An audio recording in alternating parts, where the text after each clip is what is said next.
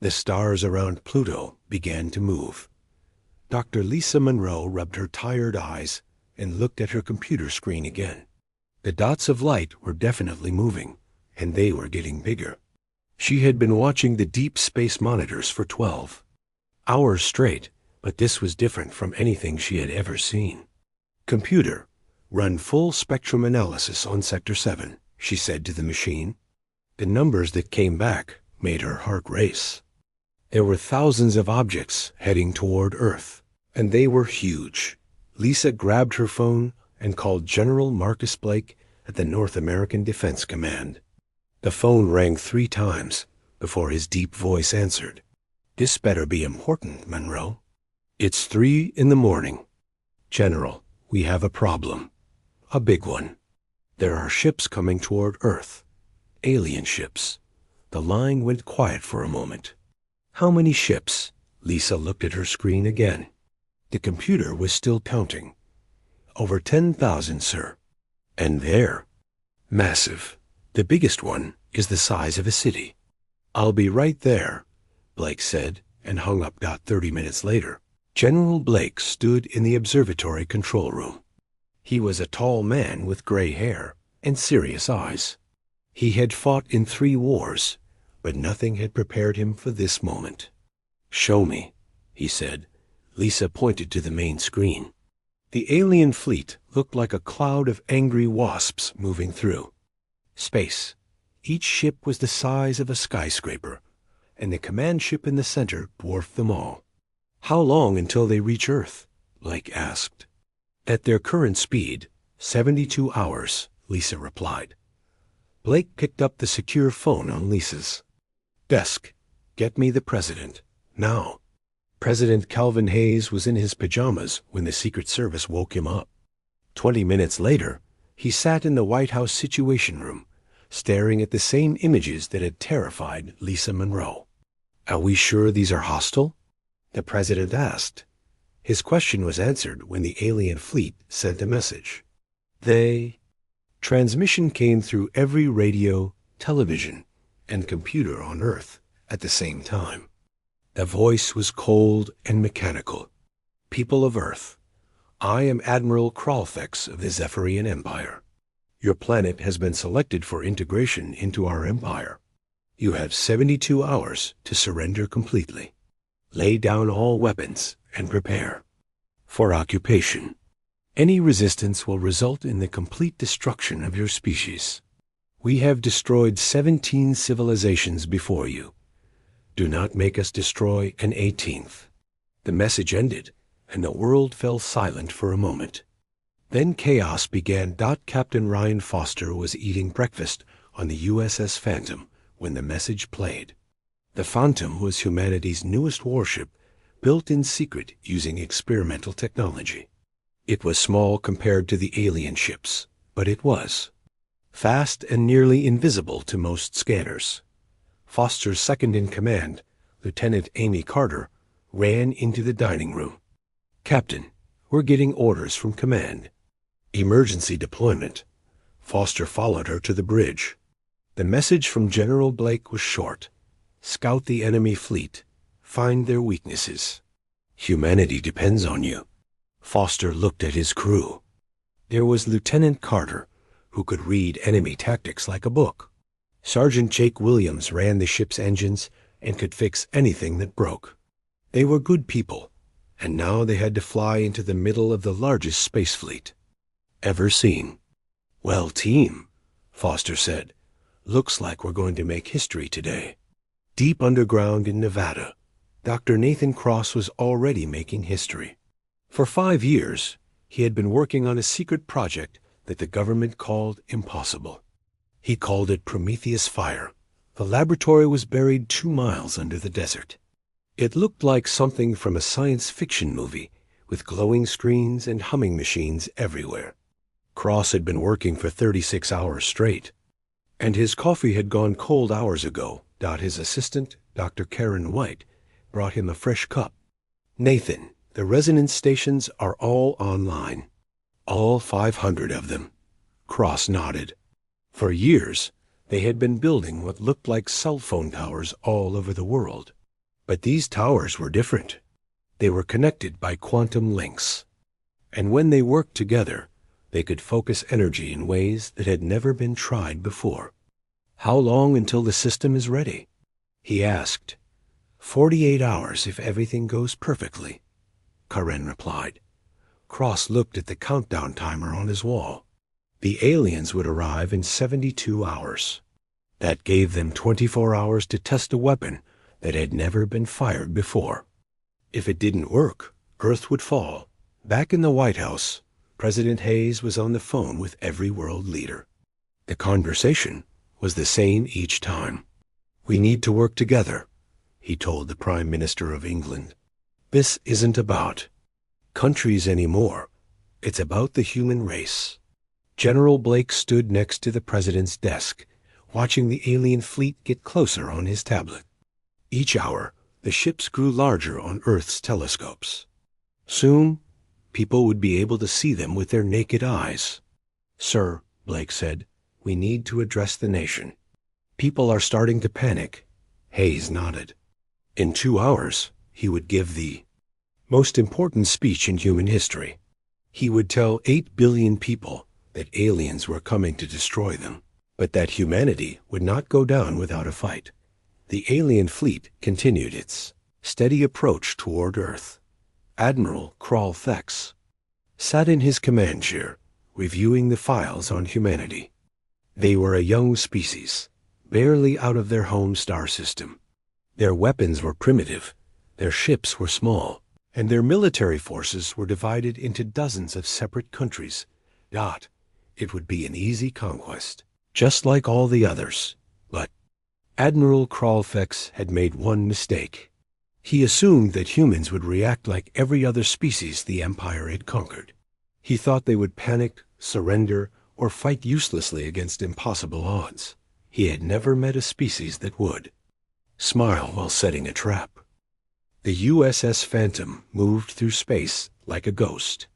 Captain Ryan Foster watched the alien fleet grow larger on his screen as they got closer. Each enemy ship was 10 times bigger than his vessel, and there were thousands of them. "Stealth systems are holding steady," reported Sergeant Jake Williams from the engine room. "They can't see us yet." Lieutenant Amy Carter sat at her station, watching the enemy communications. "Captain, I'm picking up their radio signals. They're not even trying to hide their messages." Foster moved to stand behind her chair. "What are they saying?" "They're talking about us like we're animals in a zoo," Carter replied, her voice angry. "Listen to this." She played the alien transmission through the ship's speakers. The mechanical voice spoke in perfect English. "Commander Vexstar to Admiral Krall Thex. The human species appears to be in complete panic. Our scouts report no military response. Their ships are hiding behind their moon like frightened children." Another voice answered. "Excellent. Begin standard formation for planetary bombardment. We will demonstrate our power by destroying their largest cities first. The survivors will surrender immediately." Foster clenched his fists. The aliens were planning to kill millions of people just to make a point. "Carter, keep recording everything. We need to get this information back to Earth."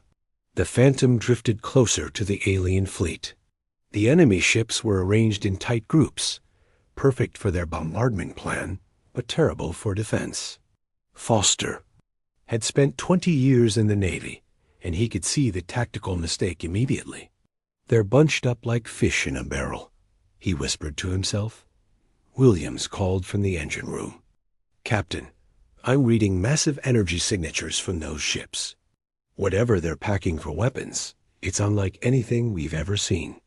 "Can you get detailed scans?" Foster asked. "Already on it, sir. Their weapons are plasma-based, probably powered by antimatter reactors. But here's the interesting part. Their shield systems cycle on and off every few seconds." Foster raised an eyebrow. "They turn their shields off?" "Not off, but they rotate frequencies. There's a gap in protection every 3.7 seconds that lasts for about half a second. Carter looked up from her communication station. That's not all, Captain. I've been monitoring their command structure. Every ship reports to the flagship, and the flagship makes all the decisions. If we could take out their command ship, the whole fleet would be confused, Foster finished. Good work, both of you. Let's get this information to General Blake. On Earth, the panic was getting worse. People crowded into stores to buy food and water. Traffic jams blocked every major highway as families tried to reach each other. The president had declared martial law, but it barely helped. General Blake stood in his command center, watching the chaos on news feeds from around the world. His secure phone rang every few minutes with reports from military bases. The truth was simple and terrifying. Humanity's weapons were useless against the alien technology. "Sir," said Colonel Sam Rodriguez, who was running the Pacific Defense. "Grid, our best missiles couldn't scratch the paint on those ships." Blake nodded grimly. Their only hope was Dr. Cross and his secret weapon. If Prometheus fire didn't work, the war would be over before it started. In Nevada, Dr. Cross was having problems. The quantum resonance stations were online, but the power requirements were enormous. Every time they ran a test, entire cities experienced brownouts. "We're drawing too much energy," Dr. Corinne White reported. "If we fire all 500 stations at once, we might overload the entire North American power grid." Cross rubbed his tired eyes. "What if we fire them in sequences? Group 1, then Group 2, then Group 3? That could work, but the timing would have to be perfect. We're talking about hitting targets millions of miles away, while they're moving at thousands of miles per hour." Cross looked at the calculations on his computer screen. The math was incredibly complex, but it was possible. Barely possible. "How long do we need to set up the firing sequence?" he asked. 12 hours minimum," Corinne replied. Cross looked at the clock. The alien fleet would reach Earth in 48 hours. That gave them just enough time if nothing went wrong. Meanwhile, Admiral Kralfex was growing impatient. He had expected the humans to send ambassadors begging for mercy by now. Instead, they were maintaining complete silence. "Commander Zethrock," he called to his tactical officer. "Have the humans sent any communications?" "Nothing, Admiral. Their military forces appear to be in hiding. We detect no ships leaving their planet." Kralfex found this strange. Every other species had either surrendered immediately or launched desperate attacks that accomplished nothing. The humans were doing neither. "Perhaps they are paralyzed by fear," suggested Commander Zethrak. "Perhaps," Kralfex agreed. "Or perhaps they are planning something foolish. It matters little. In 40 hours, we will be in position to begin the bombardment." The USS Phantom had been following the alien fleet for 12 hours when disaster struck. A Zephyrian patrol ship detected an energy signature that didn't belong. "Captain, we've been spotted," Carter shouted. The alien patrol ship was smaller than the main fleet vessels, but it was still 3 times larger than the Phantom. It turned toward them and began firing bright blue energy beams. Evasive maneuvers. Foster ordered. Williams pushed the engines to maximum power. The Phantom shot forward like a bullet, dodging the alien weapons' fire. But the enemy ship was fast too, and it was calling for help. "More ships are coming," Carter reported. "At least 6 of them." Foster made a split-second decision. "Jake, prepare for emergency jump. Amy, transmit all our data to Earth immediately." The Phantom dove toward the asteroid belt between Mars and Jupiter. The alien ships followed, firing continuously. One blast hit their rear shield, and the ship shook violently. "Shield down to 60%, Williams reported. Foster flew the ship between 2 large asteroids, using them as cover. The alien ships were too big to follow the same path, but they began blasting the asteroids to pieces. "Data transmission." Complete, Carter announced. Earth has everything we recorded. Good. Now let's get out of here. Williams activated the experimental jump drive that made the Phantom special. Space seemed to fold around them, and suddenly they were 1,000,000 miles away. The alien ships were left behind, confused and angry. Foster slumped in his captain's chair. They had escaped, but barely. The information they gathered would be crucial for Earth's defense, assuming there was going to be a defense. Back on Earth, General Blake received the Phantom's data transmission. The information about the shield gaps in command structure was exactly what Dr. Cross needed. Blake picked up his secure phone and called Nevada.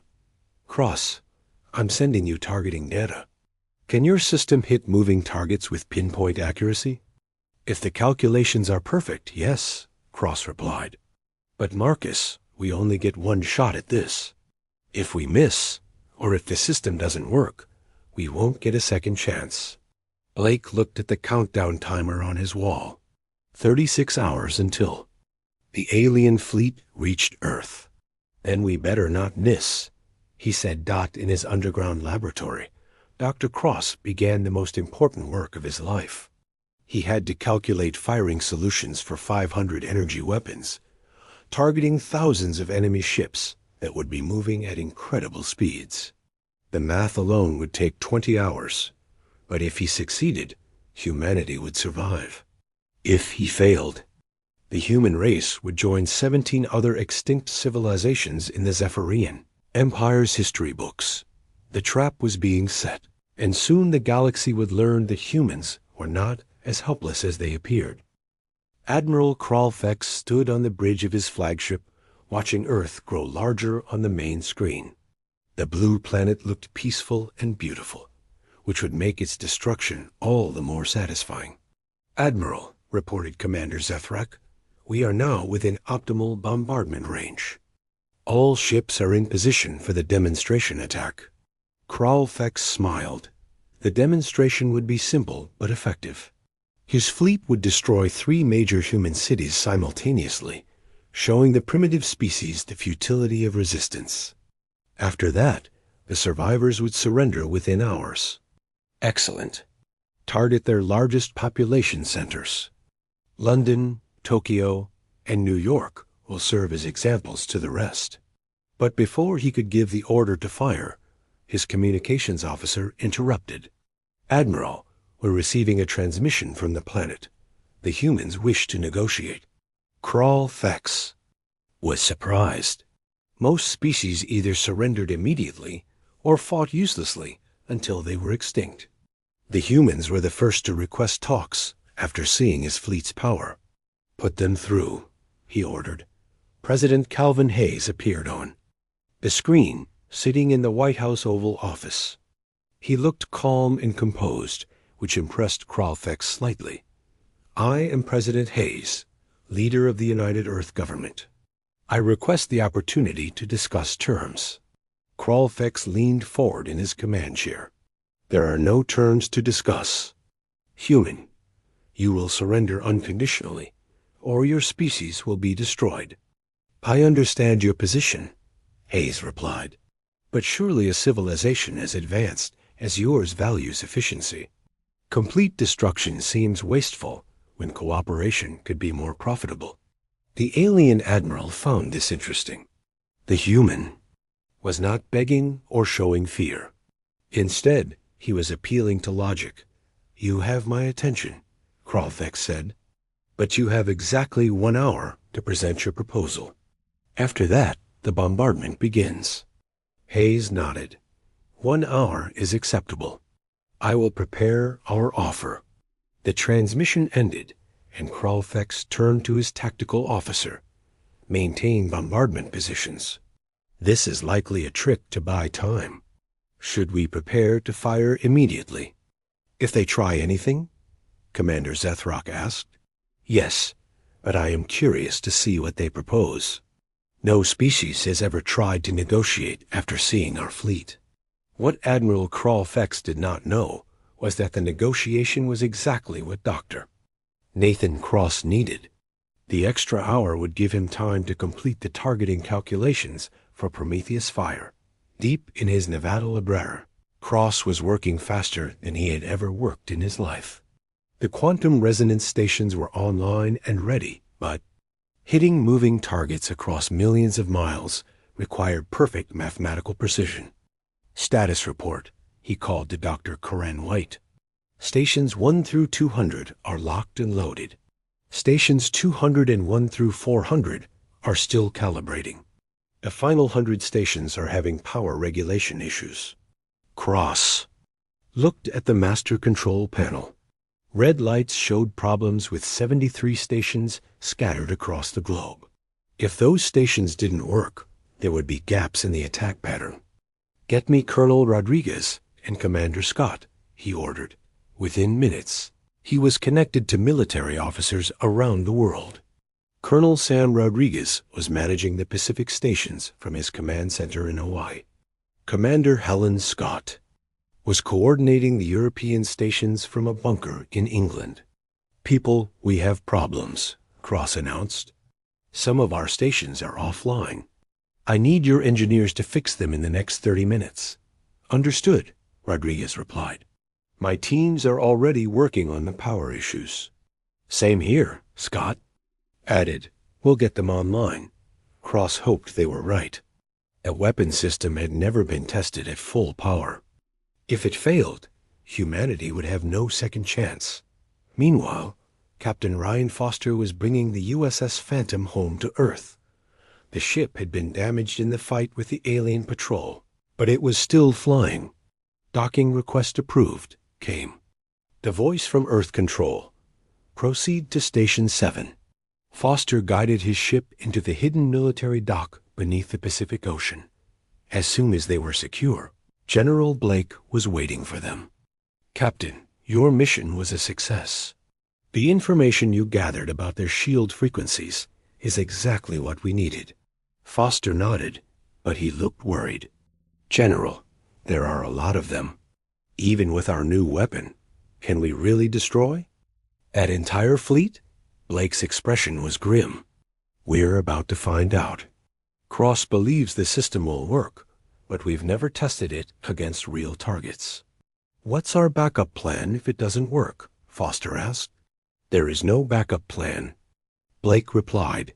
"This is humanity's only shot." On the alien flagship, Admiral Kralfex was becoming impatient. The humans had been negotiating for 50 minutes, and their proposals were getting more ridiculous. They offered to surrender half their planet in exchange for keeping the other half, Commander Zethrak reported. They claimed they can provide valuable resources and labor. Kralfex waved his hand dismissively. Typical desperate bargaining. "They still don't understand that we take everything or nothing." "Should I tell them their time is up?" the communications officer asked. "Give them 10 more minutes. Then we begin the bombardment, whether they agree or not." What the Admiral didn't realize was that those 10 minutes were exactly what Dr. Cross needed to complete his preparations. In the Nevada laboratory, the final targeting calculations were finished. All 500 quantum resonance stations were online and ready. The power grid was holding steady, though several cities were experiencing rolling blackouts. "All stations report ready," Corinne announced. Cross looked at the master targeting screen. Every major alien ship was marked with a red dot. The computer had calculated the exact moment when each ship's shields would be in their vulnerable phase. "Confirmed. Targets, 9,847 enemy vessels," he read from the screen. "Estimated destruction rate, 97.3%. The 2.7% that might survive would be the ships at the edges of the formation. But even if some escaped, the alien fleet would be effectively destroyed." Cross picked up the phone to General Blake. "We're ready." "Excellent. Stand by for the President's signal." In the White House, President Hayes was ending his fake negotiation with Admiral Kralfex. The alien commander was growing visibly angry. "Your proposals are unacceptable," Kralfex declared. You have wasted my time with foolish bargaining. Prepare for bombardment. Hayes looked directly into the camera. Admiral, I have one final offer. I suggest you consider it very carefully. Speak quickly, human. My offer is this. Leave our solar system immediately, and we won't destroy your entire fleet. Kralfex laughed, a sound like grinding metal. You threaten us? Your primitive weapons cannot harm our ships. Perhaps not, Hayes replied calmly. But you're about to learn something about humanity that you won't find in your databases. The alien admiral's expression changed from amusement to confusion. What are you talking about? We're very good at solving problems, Hayes said. And right now, you're our problem. Kralfex cut the transmission and turned to his tactical officer. Begin bombardment immediately. Target all major cities. Yes, Admiral. Charging weapons now. But as the alien ships powered up their weapons, something else was happening on Earth. In 500 locations around the planet, quantum resonance. Stations were building up energy charges that would make the alien weapons look like firecrackers. Dr. Cross watched his control panel as the power levels climbed. All stations at maximum charge. Targeting locked. Waiting for authorization. General Blake stood next to him, his hand on the master control switch. Prometheus fire is authorized. Execute immediately. Cross looked at the countdown timer on his screen. In 10 seconds, the alien fleet would be in perfect position. Their tight formation, designed for maximum bombardment efficiency, would become their doom. Firing in 5.4.3.2.1. Fire. Blake pressed the switch. And around the world, 500 quantum resonance stations discharged simultaneously. The energy release was so massive that it briefly overloaded satellite communications and caused aurora displays visible from space. Beams of pure energy, invisible to the naked eye, but deadly beyond imagination, streaked across the solar system at nearly the speed of light. Each beam was targeted at a specific alien ship, timed to strike during the brief moment when their shields were vulnerable. The alien fleet had 68 seconds to live, but they didn't know it yet. Admiral Kralfex watched his weapons charging and smiled. In moments, the demonstration would begin, and another species would learn the price of defying the Zephyrian Empire. He had no idea that he was about to become the first alien commander in galactic history to lose an entire invasion fleet before firing a single shot. The energy beams from Earth traveled through space at nearly the speed of light. For 68 seconds, they were invisible death racing toward the alien fleet. Admiral Kralfex stood on his bridge, completely unaware that his entire armada was already doomed. Weapons charged and ready, reported Commander Zethrak. Targeting London, Tokyo, and New York as ordered. Fire, Kralfex commanded. But before the alien weapons could discharge, the universe changed. The first beam struck the flagship's main reactor, just as its shields rotated to the vulnerable frequency. The massive ship, over 50 miles long, was sliced cleanly in half. The explosion lit up space like a small sun. Admiral Kralfex had exactly 2 seconds to realize what was happening before his bridge vaporized around him. His final thought was impossible to believe. The humans had turned their entire planet into a weapon. Across the alien fleet, the same scene repeated thousands of times. Quantum energy beams struck with surgical precision, hitting each target during its brief shield gap. Ships that had conquered 17 civilizations were cut apart like paper dolls. The Zephyrian dreadnought Voidhammer exploded so violently that the blast destroyed 6 nearby cruisers. The massive carrier Deathwing broke into 3 pieces, its fighter bays erupting in secondary explosions. Ship after ship died in brilliant flashes of light. On Earth, Dr. Nathan Cross watched his targeting screen as red dots disappeared one by one. Direct hits on targets 1 through 500, 1,000, 2,000. The quantum resonance stations were firing in perfect sequence, each beam timed to hit its target at the exact moment of shield vulnerability. Years of preparation and calculation were paying off in the most devastating military strike in human history. Status report from all stations, called Dr. Karen White. Station Alpha 7 is offline after discharge, came a report from Colonel Rodriguez. In the Pacific. But we got our targets. European grid is functioning normally, reported Commander Helen Scott. All beams found their marks. Cross watched the destruction unfold on his monitors. The alien fleet, which had seemed invincible just minutes before, was dissolving into expanding clouds of debris and plasma. Target elimination at 96.8%, he announced. Only 347 enemy ships remained functional. Those surviving ships were at the edges of the formation, too far from the main group to be caught in the coordinated strike. Most were small patrol vessels and scouts. The entire Zephyrian battle fleet had been wiped out in less than 5 minutes. General Marcus Blake stood next to Cross, watching the tactical display with amazement.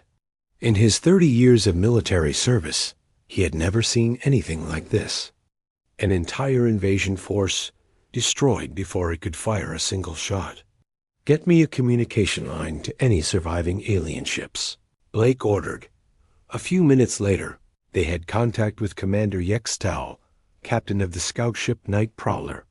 The alien's voice shook with terror and disbelief. What ... What did you do? Our fleet ... Our entire fleet. We defended our home, Blake replied calmly. You came here to destroy us. We simply returned the favor. This is impossible, Yextal stammered. You are a primitive species. Your weapons are centuries behind ours. Apparently not, Blake said. Now, here's what's going to happen. You're going to return to your empire and deliver a message. Earth is not defenseless. Earth is. Not prey. Any future attacks will be met with the same response. There was a long pause before the alien replied. The Empire ... The Empire will send a larger fleet. Blake smiled grimly. Let them come. We'll be ready. The surviving alien ships retreated at maximum speed, carrying news of the impossible defeat. Back to the Zephyrian Empire. The retreat was so panicked that 2 ships collided while trying to jump to hyperspace. On Earth, the celebration began slowly. People had watched the battle on television, seeing the brilliant flashes of light as the alien fleet died. But it took time for the reality to sink in. Humanity had won. President Calvin Hayes addressed the world from the White House. Behind him, the screen showed the debris field where the enemy fleet had been.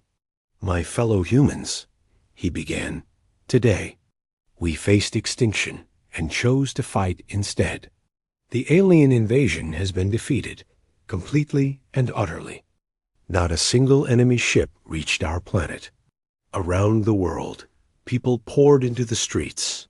In New York, London, and Tokyo, the cities that had been targeted for destruction, millions celebrated their survival. Fireworks lit up the night sky, and car horns honked in every language. But the celebration was tempered by a sobering realization. Dr. Cross stood in his laboratory, looking at the readouts from his quantum resonance stations. The weapon system had worked perfectly, but its power was terrifying. We just destroyed 10,000 ships in 5 minutes, he said to Karen. What does that make us? Karen looked at the data on her screen. It makes us the most dangerous species in the galaxy.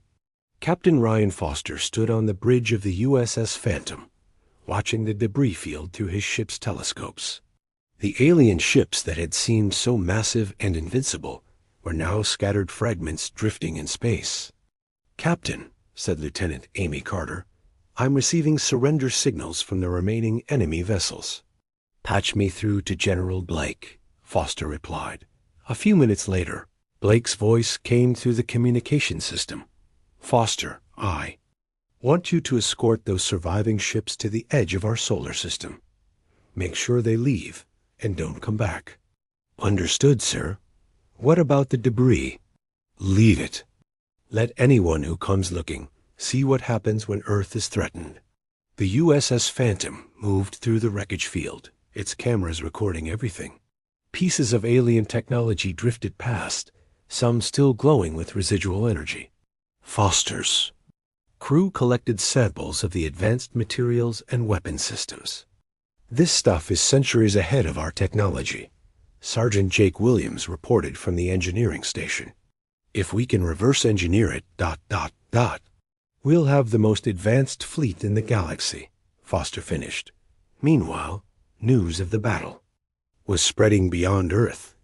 The few alien survivors transmitted their reports to the Zephyrian Empire, but the signals were intercepted by dozens of other civilizations. Species that had lived in fear of the Empire for centuries suddenly had hope.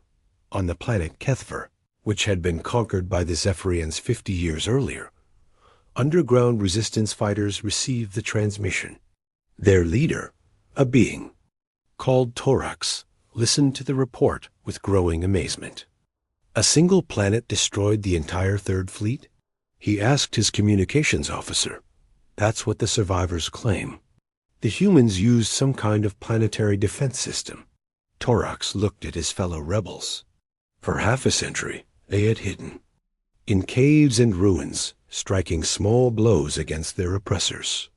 But if a young species like humanity could defeat the Empire's greatest fleet, contact the other resistance cells, he ordered. Tell them what happened at Earth. The Empire can be beaten. Similar scenes played out across the galaxy. On dozens of conquered worlds, oppressed peoples heard about Earth's victory and began to hope. Some started planning rebellions. Others began building their own defense systems. The Zephyrian Empire, which had ruled through fear for 1,000 years, suddenly faced a galaxy full of enemies who no longer believed in its invincibility. Back on Earth, General Blake was dealing with a new problem. Every government wanted access to the Prometheus fire technology. The Chinese premier was on the phone demanding technical specifications. The Russian president wanted to build his own quantum resonance stations. The technology stays under international control, Blake told them. This isn't about any one country anymore. It's about protecting Earth. Dr. Cross agreed. If every nation builds these weapons, we'll end up destroying ourselves instead of defending against aliens. President Hayes made the decision that would shape humanity's future. The Quantum Resonance Network would remain under the control of the United Earth Defense Command, with representatives from every nation. No single country would have the power to hold the world hostage. But more importantly, Earth would begin building starships. Real starships, capable of carrying the fight to other worlds if necessary. The age of human expansion was about to begin. Alien invasion had failed completely, but it had accomplished something the invaders never intended. It had united humanity and shown them their true potential. Earth was no longer an isolated world of primitive beings. Earth was now the most feared planet in the galaxy, and the galaxy would never be the same. 6 months after the battle, Earth was a different world. The debris from the alien fleet still orbited the planet like a metallic ring, serving as a constant reminder of humanity's victory. But the real changes were happening on the surface. In shipyards that had once built oil tankers and cargo vessels, workers now assembled humanity's first star destroyers. The designs were based on technology recovered from the Zephyrian wreckage, but improved with human engineering. Captain Ryan Foster stood in the main assembly bay, watching crews install the primary weapons on the UES Defiance. The ship was twice the size of his old USS Phantom, and it carried enough firepower to level a continent. "She's beautiful, isn't she?" said General Marcus Blake, walking up beside him. Foster nodded. Hard to believe we built something like this in 6 months. Necessity is a powerful motivator, Blake replied. The galaxy knows we're here now. We need to be ready for whatever comes next. The Defiance was the first of 12 new warships under construction. Each one incorporated lessons learned from the alien technology, but they were uniquely human in design. Where the Zephyrian ships had been massive and intimidating, the human vessels were sleek and fast. Dr. Nathan Cross had spent months studying the recovered alien systems. His team had made breakthrough discoveries in energy weapons, shield technology, and faster-than-light travel. The Zephyrians were powerful, but they weren't innovative, he explained to President Calvin Hayes during a briefing. They used the same designs for centuries. We've already improved on their technology in several key areas. Hayes looked at the technical reports on his desk. How long before we can deploy these new ships? The Defiance will be ready for trials next month, Cross replied. The full fleet should be operational within 2 years. But Earth's preparations went beyond building warships. The quantum resonance network had been expanded and improved. New stations were hidden in asteroid bases and on the moon. If another alien fleet attacked, humanity would be even more ready. Meanwhile, across the galaxy, the effects of Earth's victory continued to spread. The Zephyrian Empire was falling. Apart from within, on the conquered world of Veltara, rebels attacked Imperial supply convoys with weapons they had never dared to use before. The local resistance leader, a female warrior named Zara, broadcast a message that reached 17 star systems. The humans showed us the truth, she declared. The Empire is not invincible. They bleed and die just like the rest of us. Today, we fight back. Similar uprisings erupted on dozens of worlds. The Empire's forces spread thin across thousands of planets, could not contain the rebellions. For the first time in centuries, Zephyrian control was weakening. Emperor Vashtok sat in his throne room on the imperial capital world, reading reports of defeat after defeat. His greatest fleet had been destroyed by a species that hadn't even left their home star system. Now his empire was crumbling. Summon Admiral Dexmar. He ordered his aide. Admiral Dexmar was the Empire's most experienced commander, a veteran of 40 successful conquests. When he arrived, his face showed the strain of the past 6 months. My Emperor, the rebellion spreads faster than we can stop it. We need to consolidate our forces and abandon the outer territories. Emperor Vashtok, eyes glowed with anger. Abandon nothing. I want the humans destroyed. Assemble every ship we have and attack their world again. My lord, that would be unwise. Our intelligence suggests they have improved their defenses significantly. Another attack could result in even greater losses. Then what do you suggest? The Emperor demanded. Admiral Dexmar hesitated before answering. We should offer them a treaty, recognize their independence, and establish trade relations. The humans have proven they can defend themselves. Perhaps it's time to try diplomacy. The Emperor stood from his throne, his face twisted with rage. The Zephyrian Empire does not negotiate with primitives. You will attack Earth, or I will find someone who will. But Admiral Dexmar had seen enough of war. That night, he sent a secret message to Earth, offering to discuss peace terms. It was the first crack in the Empire's foundation, but it would not be the last. On Earth, President Hayes received the Admiral's message in the White House Situation Room. General Blake and Dr. Cross were also present for the historic moment. He wants to meet in neutral space, Hayes read from the transmission. He claims to represent a faction within the Empire that wants peace. Blake was skeptical. It could be a trap. Or it could be an opportunity, Cross added.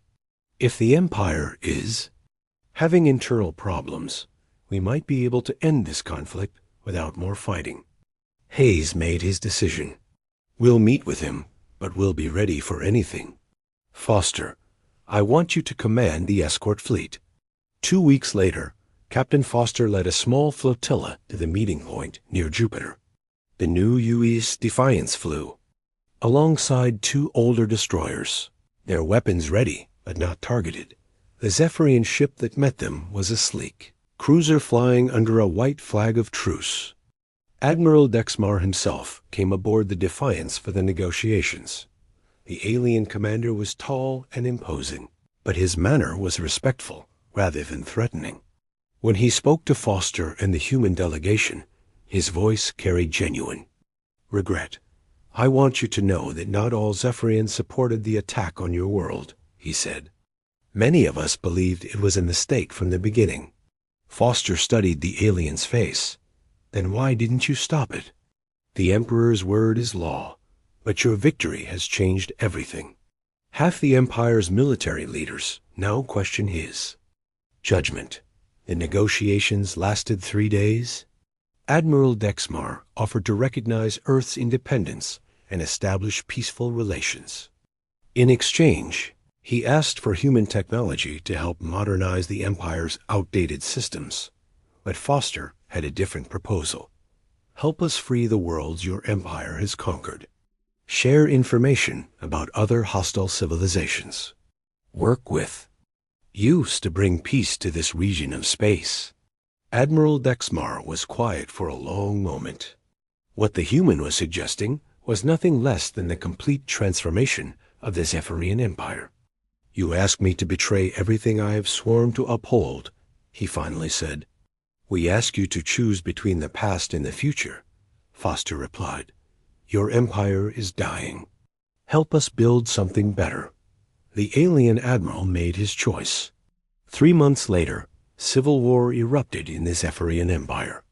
Admiral Dexmar led the reformed faction, while loyal Imperial forces fought to maintain the old order. Earth provided weapons and tactical support to the rebels, but did not send troops. This was a fight the Zephyrians had to win for themselves. War lasted 18 months and ended with Emperor Vashtuka's death in the ruins of his palace. Admiral Dexmar became the first elected leader of the new Zephyrian Republic. 1 year later, Ambassador Lisa Monroe stood before the newly formed Galactic Council on the neutral world of Centauri Prime.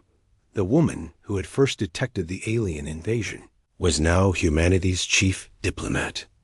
Earth proposes the creation of a mutual defense pact, she announced to the assembled representatives of 47 civilizations. Any world that faces invasion or oppression can call upon the Alliance for aid.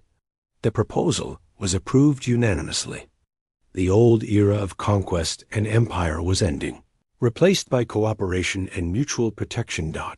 But Earth's greatest achievement was yet to come. Dr. Cross had been working on a new project, something that would benefit all intelligent life in the galaxy. "We call it the Prometheus Network," he explained to the assembled alien scientists. "Quantum communication stations that can transmit instantly across any distance. No more isolation. No more fear of the unknown." The first station was activated on Earth, sending a message of peace to every corner of the galaxy. Within 5 years, thousands of worlds were connected by the network, sharing knowledge and culture across the stars. Captain Foster, now Admiral Foster, stood on the bridge of the U.S. Harmony as it explored the galaxy's outer rim. His mission was not conquest but discovery, seeking out new civilizations and offering them membership in the growing alliance. "Admiral," reported his science officer, "we're detecting signals from an unexplored star system. It looks like radio transmissions from a primitive civilization." Foster smiled. Another young species was taking its first steps into space. Unlike the old empires, humanity would offer them guidance and protection rather than conquest. "Set course for the system," he ordered. "Let's go introduce ourselves." General Blake, now elderly but still sharp, stood in the Earth Defense Command Center, watching the displays that showed human ships throughout the galaxy. The boy who had once feared For humanity's survival, now oversaw the most powerful peacekeeping force in known space. Status report, he called to his aide. All peaceful, sir. Trade routes are secure, colonies are thriving, and no hostile activities detected anywhere in our patrol zones. Blake nodded with satisfaction. It had taken 10 years, but they had built something remarkable. A galaxy where strength was used to protect rather than oppress. President Hayes, serving his third term in office, delivered his final address to the United Earth Assembly. His words were broadcast across 40,000 worlds.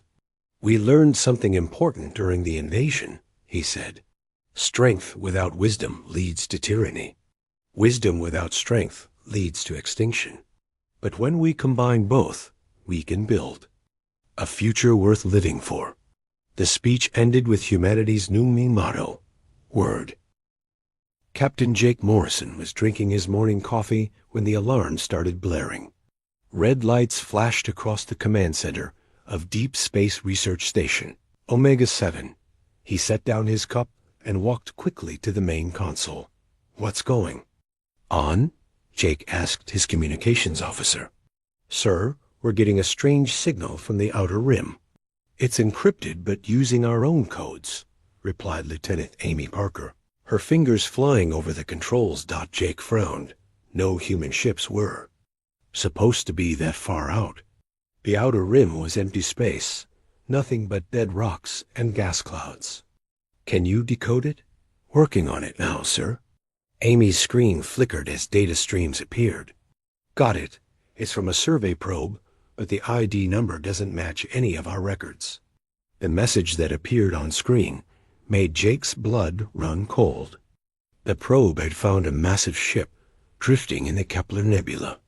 The ship was sending out weak power signatures, which meant it might still be partially functional. But that wasn't the strange part. Sir, Amy said quietly, the probe's sensors say this ship is huge, bigger than anything we've ever built. And the technology, readings, they don't make sense. Jake called for Dr. Lisa Carter, the station's best scientist. She arrived within minutes, still wearing her lab coat. Lisa was known for being calm under pressure, but when she saw the data, her eyes went wide. This can't be right, Lisa muttered, studying the numbers. These energy patterns are impossible with our current technology. It would take us at least 200 years to build something that advanced. Could it be alien? Jake asked. Lisa shook her head slowly. That's the weird part. The ship's basic structure looks human. The metal composition, the design patterns, even the way the hull is put together. It's definitely made by humans, but the technology inside is centuries ahead of us. Jake stared at the screen, showing the mysterious ship. It looked like a giant sword floating in space, all sharp angles and smooth curves. Beautiful and deadly at the same time. How big are we talking? The probe estimates it's over 3 miles long. That makes it 10 times bigger than our largest battleship, Lisa said. Captain, if this ship really exists, it changes everything we know about human technology. Jake made his decision quickly. Get Commander Ryan Brooks up here. We're putting together a team to investigate this thing. Ryan arrived within an hour, along with Sergeant Kevin Hayes, their best weapons expert, and Amanda Foster, their top engineer. Jake explained the situation while they all studied the probe's data. I don't like it, Kevin said bluntly. A mystery ship that advanced could be a trap. Maybe it's some kind of alien trick. Amanda disagreed. Look at these power readings. Whatever's running this ship is barely keeping life support online. If it wanted to hurt us, it would have done it already. Ryan nodded. Amanda's right.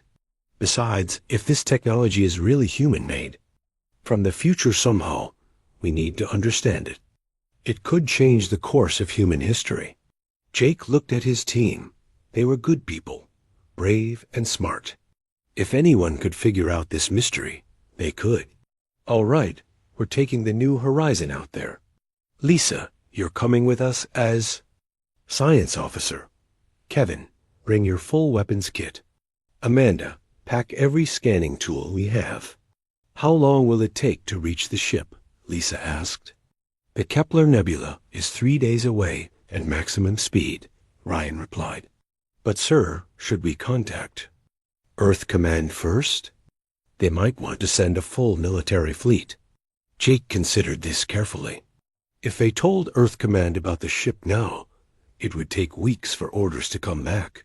The military might decide to send a massive fleet that could scare away whatever intelligence might still be aboard the mystery vessel.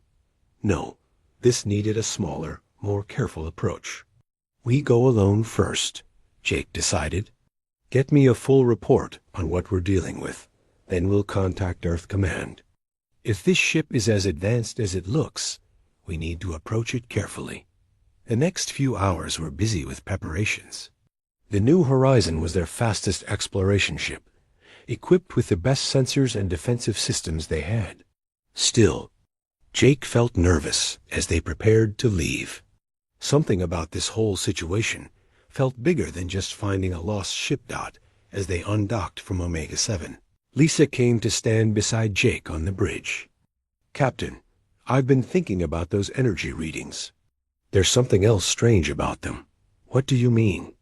The patterns match some theoretical designs I've seen in classified research files. Designs that were labeled as impossible. With current technology, Lisa paused. Sir, what if the ship didn't come from somewhere else? What if it came from someone else? Jake looked at her. You mean time travel? I know it sounds crazy, but the evidence is pointing that way. This could be a human ship from our own future. As the New Horizon jumped to faster-than-light speed, heading toward the mysterious vessel, Jake wondered what they would find. A ship from the future would explain the advanced technology, but it would also raise 1,000 new questions. How did it get there? Why was it alone? And most importantly, what did its presence mean for humanity's future? The journey to the Kepler Nebula would give them time to think about these questions. But Jake had a feeling that finding the answers would be much more dangerous than asking them. 3 days later, the New Horizon dropped out of faster-than-light speed at the edge of the Kepler Nebula. The swirling purple and gold gases created a beautiful backdrop, but Jake's attention was focused on what floated in the center of the cloud. There it is, Amanda whispered from her engineering station. The ship was even more impressive in person than the probe data had suggested. It hung in space like a sleeping giant, its dark hull reflecting the nebula's colors. Strange lights pulsed slowly along its surface, like a heartbeat. I'm reading minimal power output, Amanda reported. Life support is running, but barely. Most systems appear to be in some kind of sleep mode. Kevin studied his weapons console carefully. I'm not detecting any active weapons, but this thing has enough firepower to destroy a small planet. The weapon ports are closed, though. Lisa was scanning the ship with every sensor they had. The hull material is definitely human-made, but it's an alloy we don't know how to create yet. And those engines, they're using principles of physics we haven't even discovered. Jake made the call. Take us in slowly. Look for a docking port. As they approached, the mysterious ship suddenly came to life. Lights began flowing across its hull in patterns, and a section of the outer wall opened to reveal a docking bay. It's responding to our presence, Ryan observed. Should we go in? Before Jake could answer, their communication system crackled to life. A voice spoke in perfect English, calm and clear. New Horizon, this is the Temporal Vanguard. Permission to come aboard is granted. Please dock in Bay 7. Welcome home. The bridge fell silent. Jake felt his heart racing. Did that voice just say, welcome home? And Temporal Vanguard, Lisa added quietly.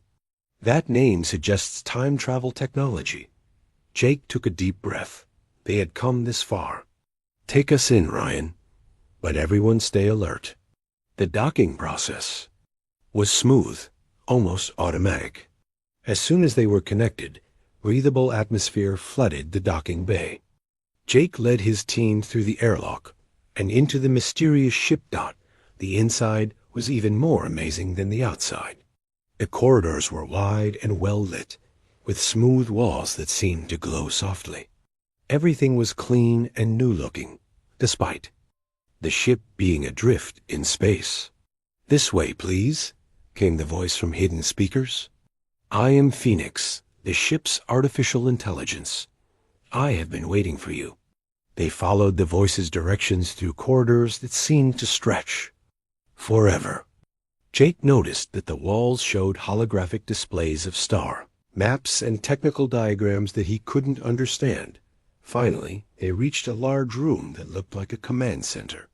In the middle stood a holographic figure, a woman in a military uniform that looked similar to human designs, but more advanced.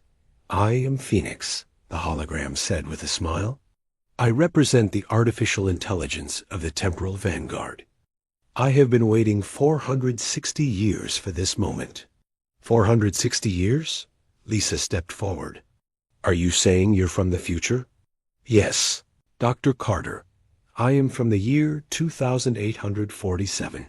My ship traveled back in time during the final battle of the hegemony. War. We came back to change history." Kevin raised his weapon slightly. "How do you know her name?" Phoenix's expression remained calm. "Sergeant Hayes, I know all your names because you are part of history. In my timeline, your actions in the coming years were recorded and studied. You are more important than you realize." Jake felt a chill run down his spine. "What do you mean, final battle? What's the hegemony war?" The room around them changed, showing holographic images of space battles. Alien ships with strange designs fought against human vessels. But the human ships were losing badly. The hegemony is a confederation of alien races that views humanity as a threat, Phoenix explained. In my original timeline, they launched a coordinated attack on human space in the year 2391. Within 50 years, they had destroyed every human colony and killed every human being. Amanda stared at the battle scenes. "But if everyone died, how? Are you here?"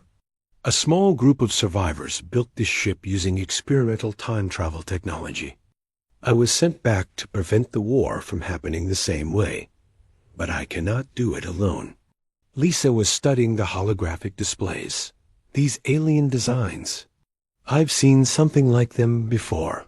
There have been reports of strange ships at the edge of human space. Phoenix nodded gravely. The war has already begun, Dr. Carter.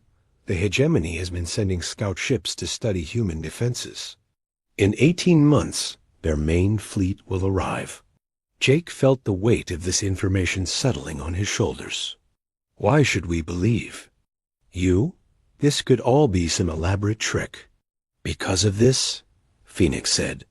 The room changed again, showing detailed records of recent human activities. Jake saw footage of their own space station, their mission reports, even conversations he had thought were private. I have complete historical records of this time period, Phoenix continued. I know that next week, Lieutenant Amy Parker will receive a promotion. I know that Amanda Foster has been working on a new engine design in her spare time. I know that Dr. Carter discovered traces of unknown metals in the asteroid field last month. Lisa gasped. She had told no one about those metal traces. They were still being analyzed in her private lab. The question now, Phoenix said, is whether you are willing to help me change the future. The technology on this ship can give humanity the tools to win the coming war. But using it will change the timeline in ways I cannot predict. Ryan stepped forward. What exactly are you asking us to do? First, I need you to learn. This ship contains 460 years of human technological advancement. Weapons, defenses, medical technology, space travel improvements. All of it designed by humans who knew they were fighting for the survival of their species. Kevin lowered his weapon, but stayed alert. And second? Second, you must decide who else to trust with this information. The wrong people with this technology could be as dangerous as the hegemony itself. But the right people could build a defense that saves humanity. Jake looked at his team. Lisa was fascinated by the possibilities. Amanda was already studying the technical displays with eager eyes. Kevin remained suspicious, but interested. Ryan looked thoughtful. Phoenix, Jake said finally, show us everything. If what you're saying is true, we need to understand what we're up against. The AI smiled. Gladly, Captain Morrison. But I must warn you, once you see the full truth of what's coming, there will be no going back. The knowledge will change you, and through you, it will change humanity's future. As Phoenix began showing them detailed records of the future war, Jake realized that their simple investigation mission had become something much bigger. They were no longer just explorers discovering an advanced ship. They had become humanity's first line of defense against a threat they never knew existed. The future of the human race now rested in their hands. Phoenix began showing them the history of the war that had not yet happened. The command center filled with holographic images of battles across the galaxy. Jake watched human colonies burn under alien weapons while families tried to escape in ships that were too slow and too weak. The hegemony consists of 7 alien races, Phoenix explained as the images changed. Each one brings different strengths to their alliance. The Kethver are master strategists. The Zulanov build incredible weapons. The Morgan are skilled at infiltration and sabotage. Lisa was taking notes on everything she saw. How did they coordinate such a massive attack? 7 different species working together seems impossible. They spent 300 years planning it, Phoenix replied. They studied human expansion patterns, learned our languages, and identified our weaknesses. By the time humanity realized what was happening, it was already too late. Amanda was studying the technical displays showing alien technology. Their ships are fast, but not that much faster than ours. And their weapons, while powerful, don't seem impossible to defend against. That was humanity's mistake in the original timeline, Phoenix said sadly. We thought we could match them ship for ship, weapon for weapon. But they had 3 advantages we couldn't overcome. Which were? Kevin asked. Numbers, coordination, and surprise. When they attacked, they hit 50 human worlds at the same time.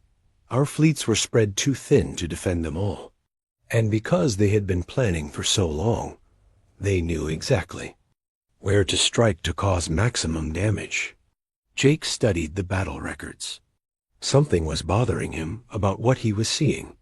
Phoenix, you said the war starts in 2391, but these alien ship designs look familiar. Haven't we already seen ships like these? Phoenix paused, then nodded slowly. You have excellent instincts, Captain. Yes, the scout ships that have been spotted at the edge of human space belong to the hegemony.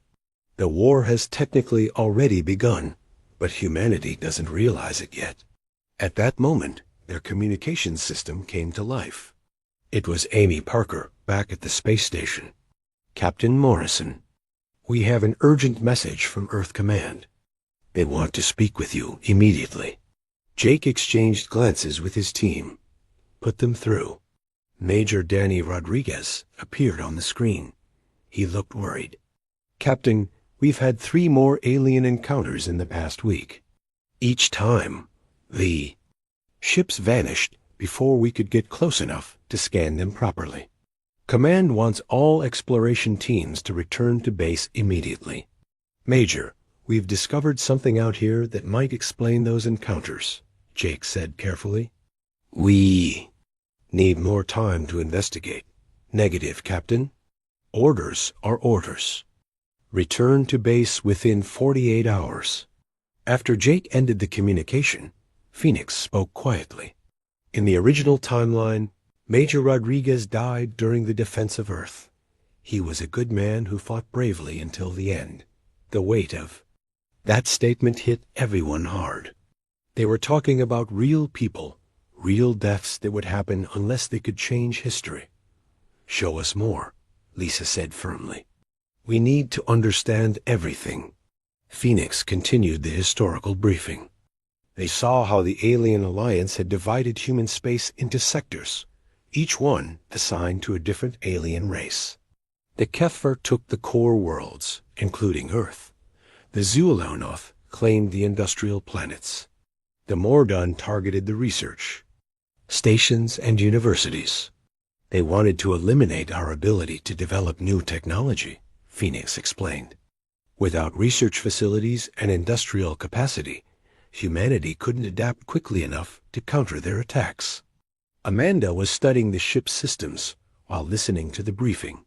Phoenix, this ship has manufacturing capabilities. Could it build more ships like itself? With the right resources, yes, but building ships alone won't win the war. Humanity needs to change its entire approach to defense. In the original timeline, we fought like individual planets trying to protect themselves. We need to fight as one united species. Kevin was examining the weapon systems. These guns could destroy an entire enemy fleet. Why not just build a few dozen ships like this one and end the war quickly? Because that would create a temporal paradox, Phoenix replied. If I give you too much technology too quickly, it could change the timeline in unpredictable ways. The hegemony might attack earlier, or with different strategies. I have to be very careful about what knowledge I share and when. Jake was beginning to understand the complexity of their situation. So you can't just tell us how to win. You have to guide us to discover it ourselves. Exactly. I can show you what doesn't work and provide tools when you're ready for them. But humanity must still earn its victory. Lisa looked up from her notes. Phoenix, in your timeline, did humanity ever try to make peace with the hegemony? The AI's expression grew sad. Many times. Humanity sent diplomats, offered trade agreements, even proposed sharing territory. The hegemony's response was always the same: complete extermination. They believe that any intelligent species that isn't part of their alliance is a threat. That must be eliminated. Have you tried going back further in time? Ryan asked.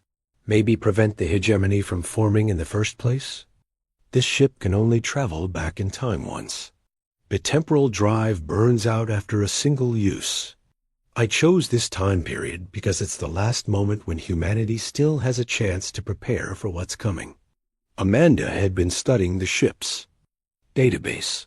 Phoenix, I'm seeing references to other human technologies that don't exist yet.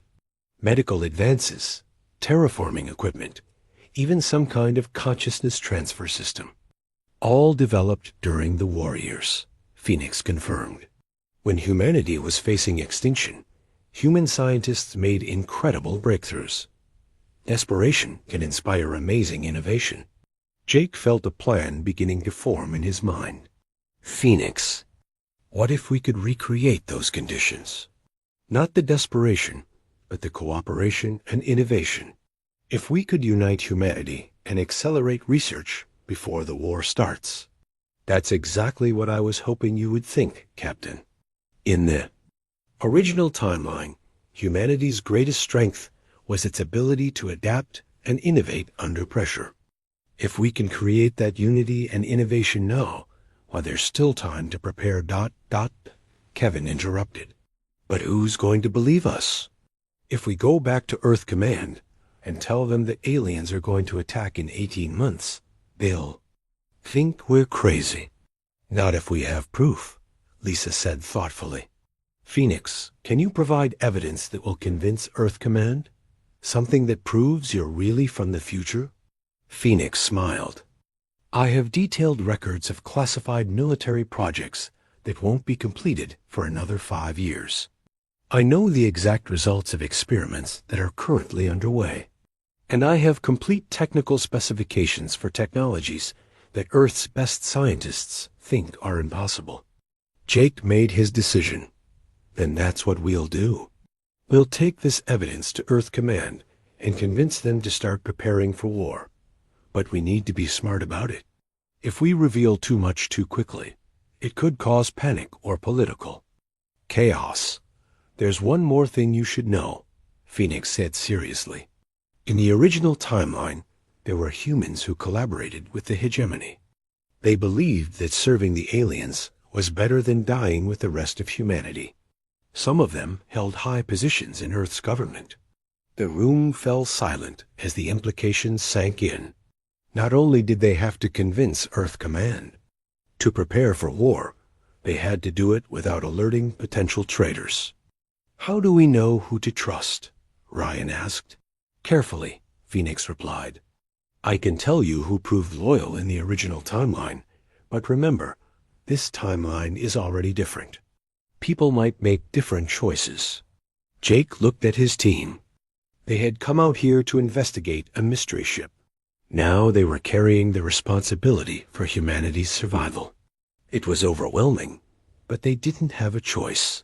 All right, people. We're going back to Earth Command, but we're going to be very careful about how we present this information.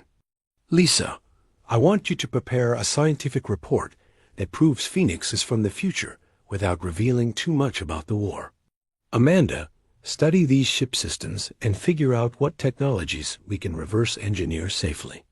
Kevin, analyze the alien tactical data and start thinking about defense strategies. As his team got to work, Jake stared at the holographic displays showing humanity's future defeat. They had 18 months to change the course of history. It seemed impossible, but looking around at the advanced technology surrounding them, Jake began to believe they might actually have a chance. The war for humanity's survival was about to begin, and this time they would be ready.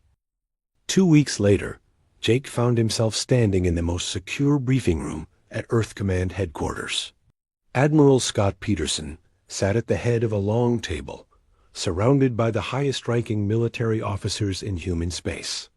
General Patricia Hill, known for her aggressive tactics, drummed her fingers impatiently on the table.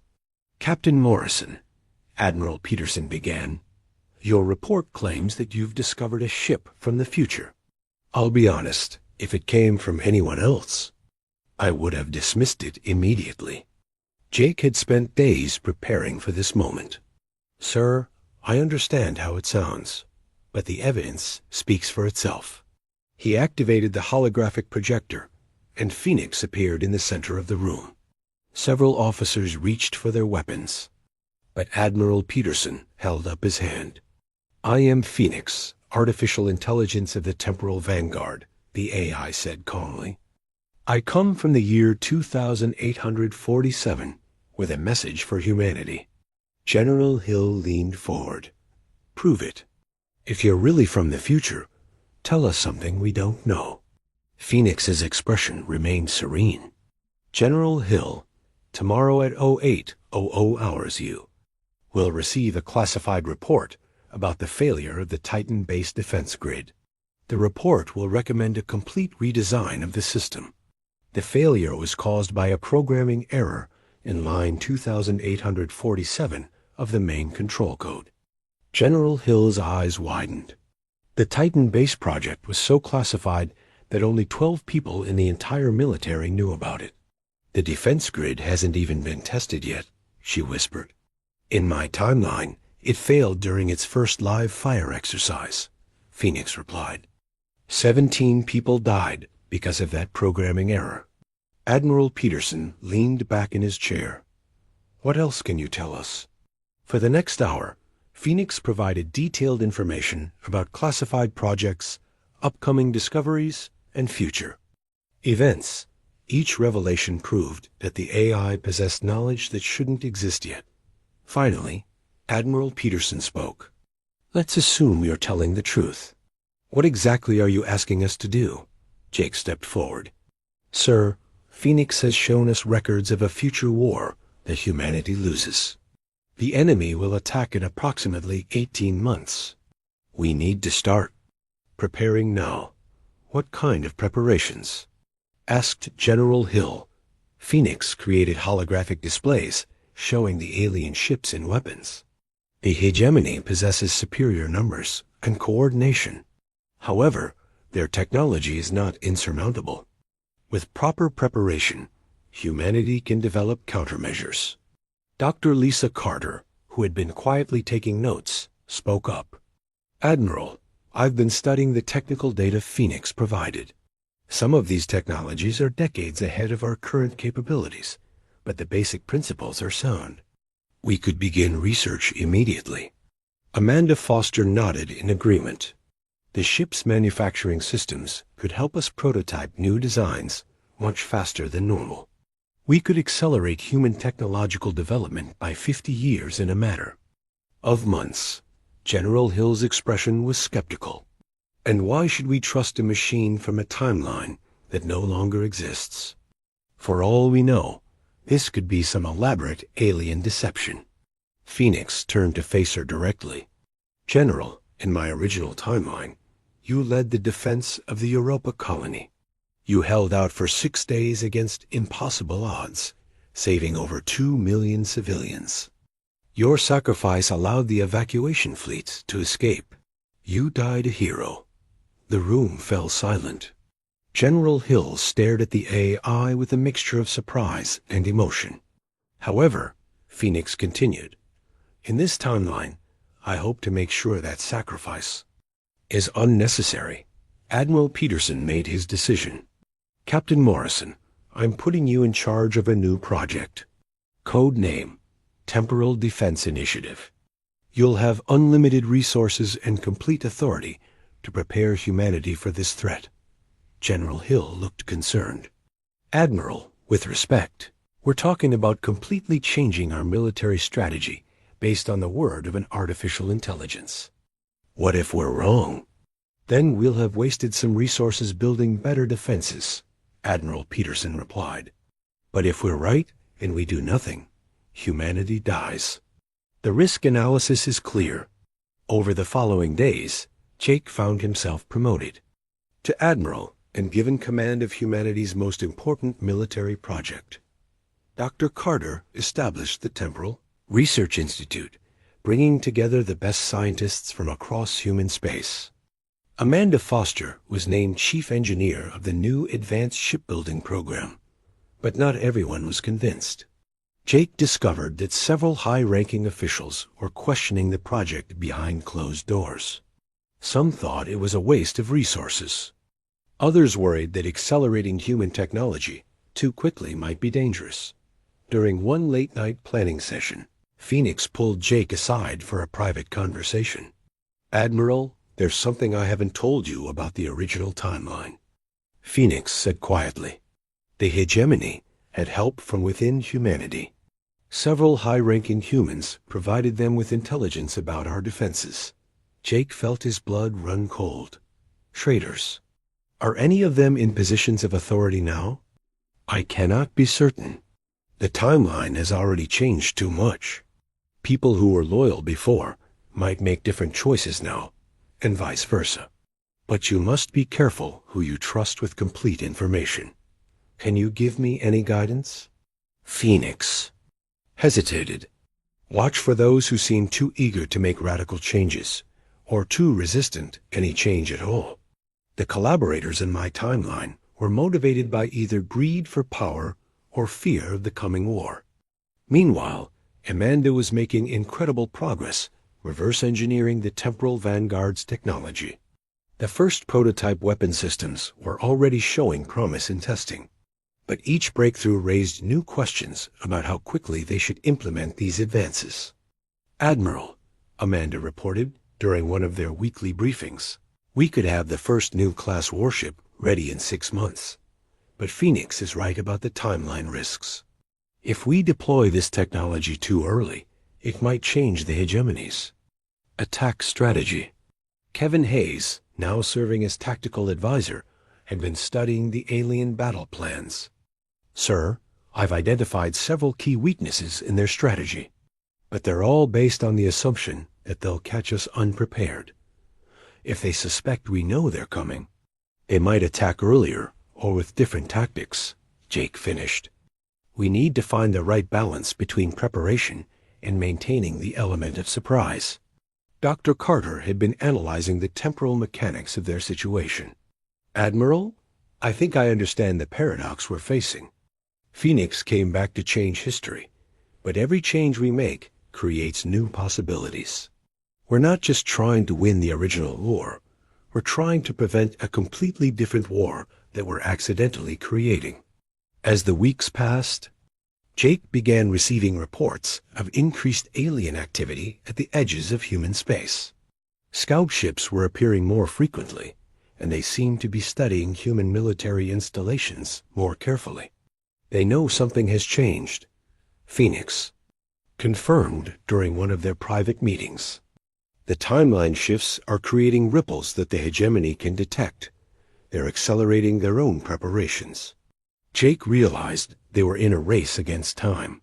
Humanity needed to be ready for war, but if they prepared too obviously, they might trigger the very attack they were trying to prevent. "Phoenix," Jake said finally, "I need to know, in your original timeline, what was the first sign that the war was about to begin?" 3 months before the main attack, the hegemony stopped sending scout ships, Phoenix replied. The sudden silence meant they had gathered all the intelligence they needed and were preparing for the final assault. Jake checked the current reports. Alien scout ship sightings had been increasing steadily for months.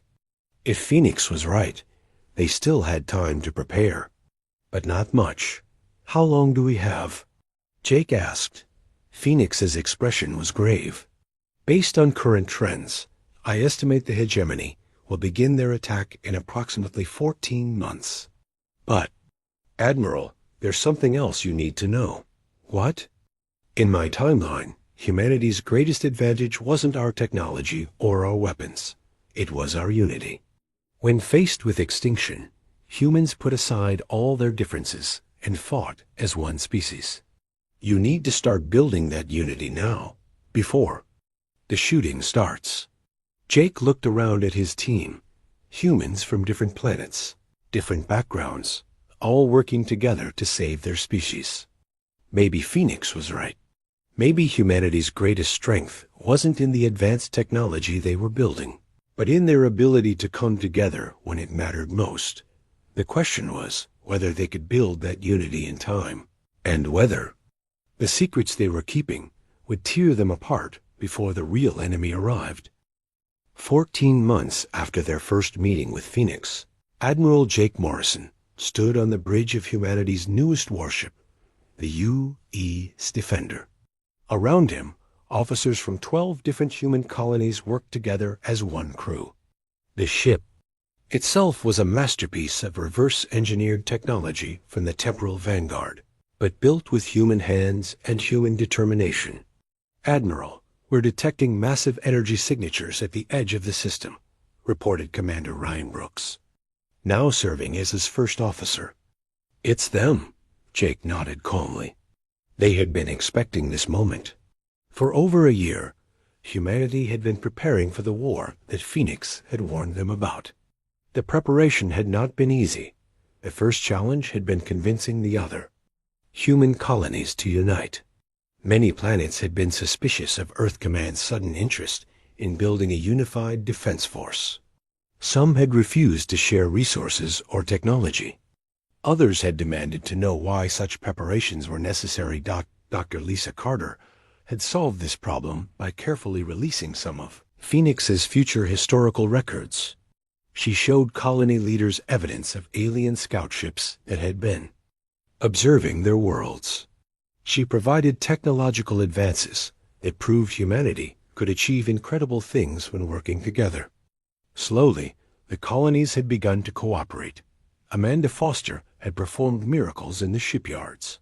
Using designs from the temporal vanguard, she had supervised the construction of 50 new warships.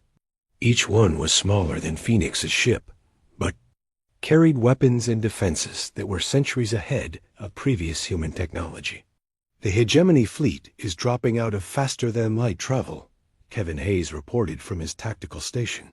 I count over 300 ships, just like Phoenix predicted. Jake opened a communication channel to the other human ships. All vessels, this is Admiral Morrison. Remember your training. Stay in formation and trust your captains. Today, we show the galaxy that humanity will not go quietly into the night. The hegemony fleet was impressive and terrifying. Their ships were sleek predators, designed for quick strikes and overwhelming firepower. In the original timeline, this same fleet had destroyed Earth's defenses within 6 hours. But this was not the original timeline. Admiral Dr. Carter reported from the science station. I'm detecting the same weaknesses in their formation that Phoenix identified. They're still using the tactics that worked against unprepared humans. Excellent. All ships execute Plan Alpha. The human fleet moved in perfect coordination. Instead of meeting the alien attack head-on, they split into smaller groups and began flanking maneuvers. The hegemony commanders were expecting confused and desperate resistance. Instead, they found organized, tactical brilliance. Phoenix appeared as a hologram on the bridge. Admiral, the hegemony is responding exactly as predicted. They're trying to adapt to your tactics, but their command structure is too rigid for quick changes. The first exchange of fire lit up space like a deadly fireworks display. Alien weapons that should have cut through human shields met advanced defensive systems that held firm. Human weapons that the hegemony had never seen before began taking their toll on the attacking fleet. Their lead ship is targeting our position, Kevin reported. It's one of their battleships. Let them come, Jake replied calmly. Amanda, how are our new engines performing? Like a dream, sir. We can outrun anything they have. The U's Defender danced through space, avoiding the massive alien battleship's weapons, while its own guns hammered at the enemy's weak points. Around them, the rest of the human fleet was performing similar maneuvers with deadly efficiency. But Jake knew this was just the beginning. The real test would come when the hegemony realized they were facing a prepared enemy and adapted their strategy. Admiral, we're receiving a communication from the hegemony fleet, the communications officer reported. Put it through. An alien face appeared on the main screen. It was reptilian, with cold yellow eyes and a mouth full of sharp teeth. When it spoke, its voice was translated by the computer into heavily accented English. Human Commander, I am War Leader Kethfor Zulanoth. Your resistance is unexpected but futile. Surrender now, and some of your species may be allowed to serve. Jake looked directly into the alien's yellow eyes.